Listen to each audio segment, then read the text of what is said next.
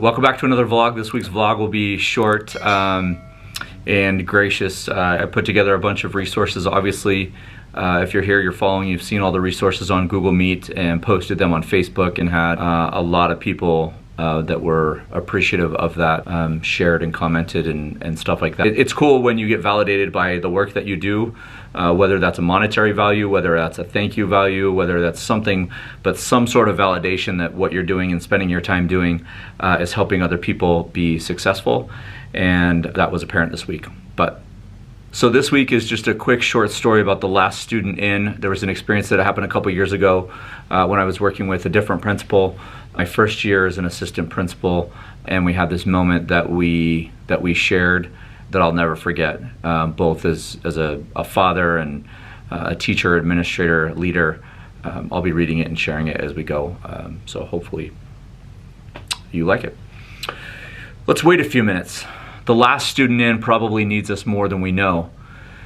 2 years ago when I arrived at Elk Ridge Middle School, I was introduced to some changes that were different from my previous school. One of those changes came in the form of being obviously an administrator and a teacher, and so my responsibilities and duties changed when I became an administrator. And one of the most significant ones was lunch / outside bus duty, where we monitor kids and what's happening on a daily basis. And at my previous school, we didn't have a duty obligation, whether before school or after school, let alone the crosswalk in the morning. And part of that's the way that the school was set up and stuff like that. But you know, the principal, who is a dear friend of mine still to this day, we communicate regularly, sat me down and he explained to me the process of the morning drop-off.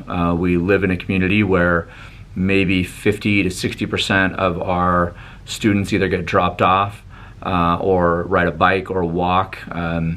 Maybe another 20% ride a bus, and then, you know, depending on the day, students either ride or get picked up. And so the funny part is I remember going back and he was like almost ritualistic or sacred about this crosswalk duty, and he wouldn't let anybody else do or pull kids across the crosswalk.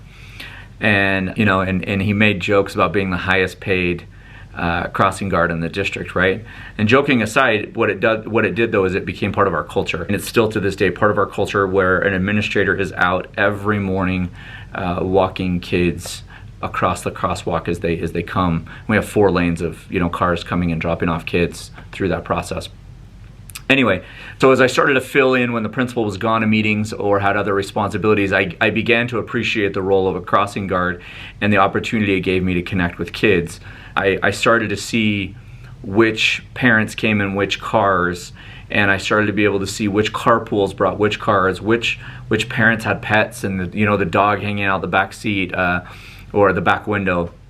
And you also got to see the last interaction the parent had with their child, and maybe sometimes that was a frustrated interaction or that was a positive interaction, but you could see the kids coming out of the car who maybe they were late, right, because they slept in or passed their alarm, or maybe they were late because of their parents, but it was a way for me to connect with kids on a completely different level than anything else. But typically on any given day, we have students or families that run late to school. With 1,200 plus kids in our building, there are a few families that that have struggling moments, right?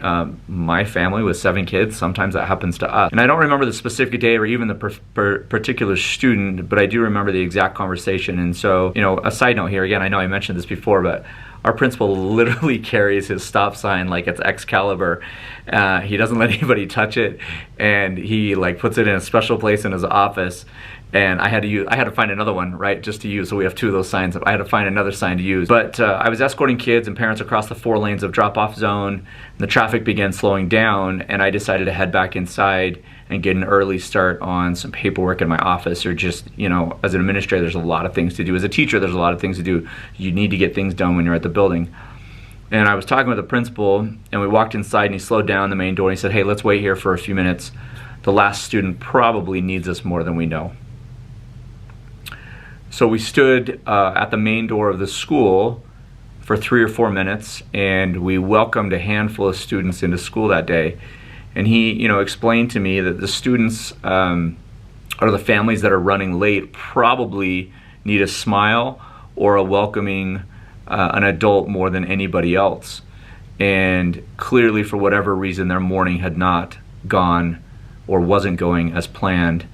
And so he said, let's stay here and greet them and see if we can turn their day around. And so this is something that's stuck with me for the past 4 years, and I bring this up regularly. And since I've passed this on to the new assistant principal and the new assistant principal that have happened, and now a new principal. And so this idea is that on some mornings as you drive by my school or our school and you pass the main office, you may see an assistant principal just standing out there opening the door for nobody, and there really is someone.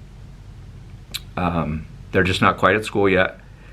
We're just waiting for a few more minutes for the last child to get in. Hopefully this can be used in other parts of your life, right? Whether you're a parent, whether you're a teacher, whether you're an administrator, is you got to wait for the last kid to get in. It's so important for that last kid.